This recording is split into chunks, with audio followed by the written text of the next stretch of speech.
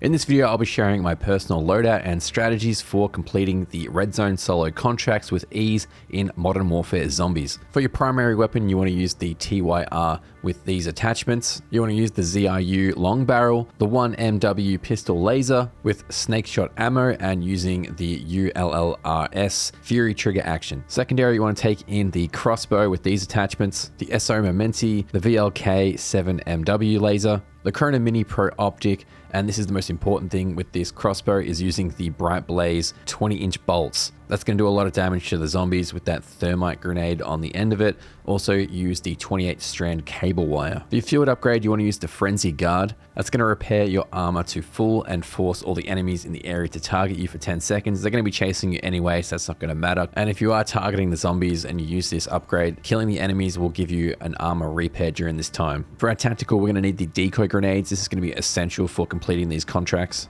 And we want to equip the throwing knife as our lethal. The throwing knife is a one shot to the hellhounds in the tier 3 zone. Also, if you throw the knife when the hellhound is right behind you, you get back the knife instantly. Some other things you're going to need for these contracts is a large rucksack, 3 armor plate vest. And if you're running 2 weapons like this, you want to have the cluster strike, as you can run faster with the cluster strike compared to running with a weapon to outrun the zombies in the tier 3 zone. Also a self revive. You can buy all these things from the tier 2 and tier 3 buy stations, so I recommend doing a scav run before setting this up so you have all your equipment ready, and you get to keep the cluster strike and everything else when you exfil. Now obviously the perks you're going to need as well. Juggernaut is going to be essential, and Stamina Up. One of the optional ones would be Deadshot and Speed Collar. If you can get it, that would be super helpful, especially if you're doing the bounty contracts or you're just trying to take out zombies. If you're doing the bounty contract in tier 3, you want to complete a couple of tier 1 contracts to get enough essence to purchase the Juggernaut suit, and you can buy the Juggernaut suit in the tier 3 buy station for 10,000 essence. If you've done a couple of contracts, some easy ones like the cargo missions in tier 1, you should have an armored vehicle, so I'll take this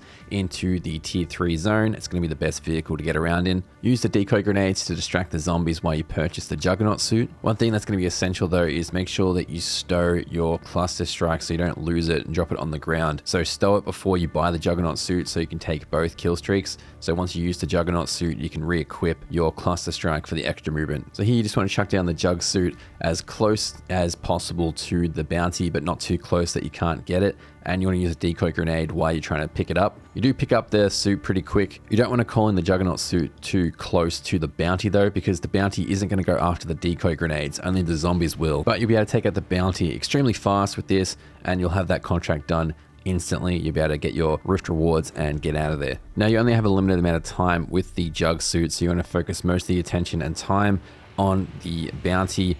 Obviously if there's zombies around there that aren't distracted by the decoy, take some of them out, but spend most of your time. You'll be able to take this guy down extremely fast. You can see it does a huge amount of damage super quick, and you still got plenty of time left after you take him out on the Jug suit there just to finish off some zombies to get away. To complete the Outlast contracts in tier 3, you don't need to do any prep work except for the loadout that we've got set up here. So the Outlast contract, you just need to protect the crystals from the zombies until it reaches 100%.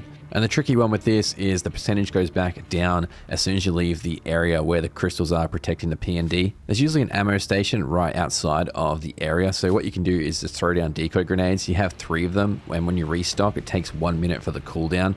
So by the time you use the 3rd decoy grenade, you'll be able to run back, and you won't lose too much percentage on the counter there, as long as you keep staying within that area of the P&D. The spore control contract is a little bit easier, so you want to collect the inhibitors and plant them near the spores to destroy them. And you want to equip the RGL launcher instead of your other guns. And this is going to be similar to doing the Outlast contract, where you're just using decoy grenades to keep distracting the zombies while you plant down the inhibitors.